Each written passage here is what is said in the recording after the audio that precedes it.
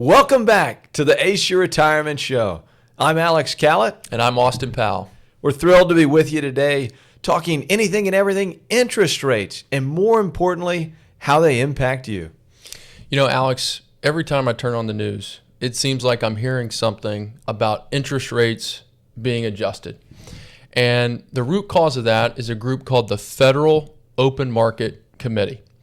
And they are a division of the Federal Reserve. And what they are doing is they are adjusting the overall interest rate, called the federal funds rate within our country, with one primary objective, and that is price stability.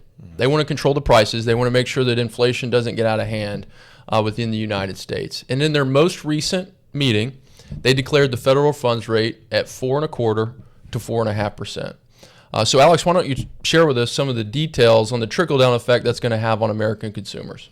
Well, I think the first thing, Austin, is folks want to know if there's any relation to Jerome Powell, the federal.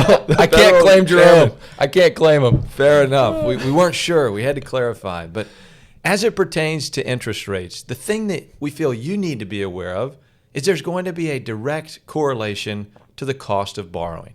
So a home loan, for example, you'll get a home loan in today's interest rate environment compared to maybe 2021 or even parts of 2022.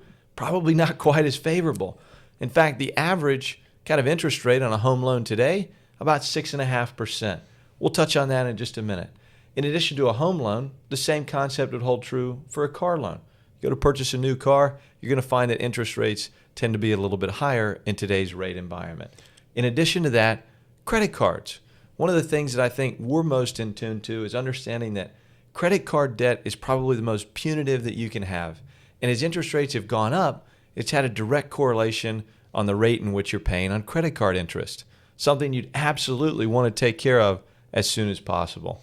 You know, Alex, you mentioned the around 7% for mortgages right now. That's a pretty stark difference to what we saw just 4 or 5 years ago. That's right. That 2.5% to 3% interest rate doesn't exactly exist today. Is there a world in which we could get back there? Maybe not that low, but I will tell you that as interest rates come down, taking into account a refinance is something that you might consider. Just to provide a little bit of perspective on that, an average home loan of $500,000, a 1% decrease in interest rate would be a direct correlation of about a $400 a month decrease in that monthly payment.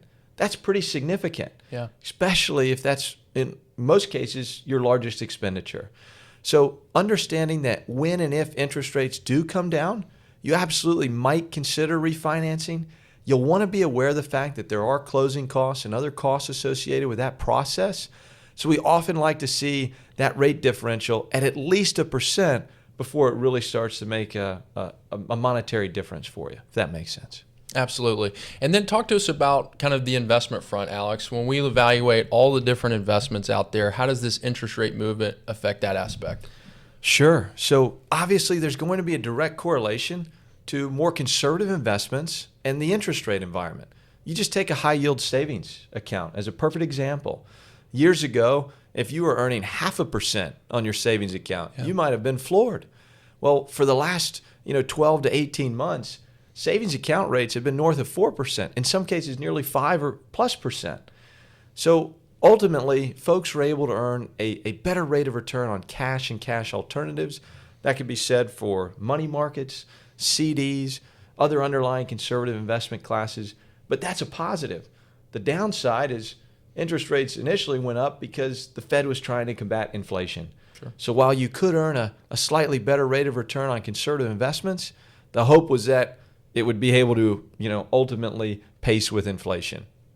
Is that the case? Maybe not always, but that would ultimately be the hope. We're going to look for a guarantee. What can you guarantee the stock market will do when when interest rates potentially fluctuate? No guarantees from a stock market perspective on the Ace Your Retirement Show. But what I will tell you, if we look at history as our guide, whenever we see interest rates start to come down, that generally will boost the stock market. There's a couple reasons for that, but one of which is businesses have access to cheaper capital. And as they can get their hands on money at a cheaper rate, they can use that to add to their team. They can hire folks at a more rapid rate.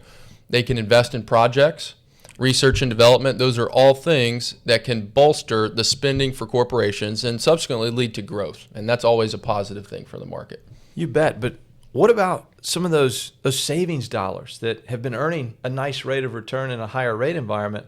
What do you think is going to happen to those? Yeah, even just last year, if we look at money market accounts in 2024, we saw that number reach almost $7 trillion of Americans' money in money market accounts. And the reason for that is pretty self-explanatory. The rate was so high. Without taking on any risk, you could have a 5% return. Kind of compelling. Exactly. But as interest rates start to come down, that rate is not as compelling.